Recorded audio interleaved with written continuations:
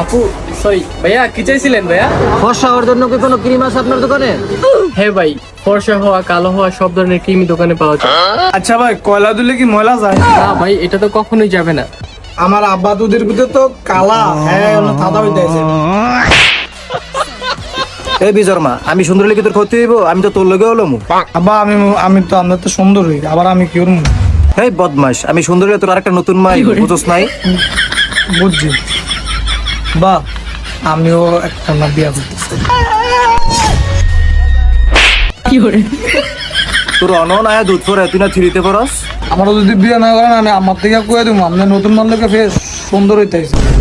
আচ্ছা ঠিক আছে বাবা, সব হবে সব হবে, আগে এই ফেসটাকে একটু ব্রাইট আনতে দে। ভাই আপনার এই ফেস সাদা করবেন, আমার কাছে একটা ক্রিম আছে, খালি দিবেন আর দুধের মতো দগদগ দগদগ করে সাদা হয়ে যাবে পুরো। ভাই চালু মারেন মারেন। না আসলে ভাই আপনার পুরো অস্থির দেখা যাবে ভাই। অস্থির না লেগে আর মারে রেখে কি আমি অন্য 10টা লাগে রিলেশন করি?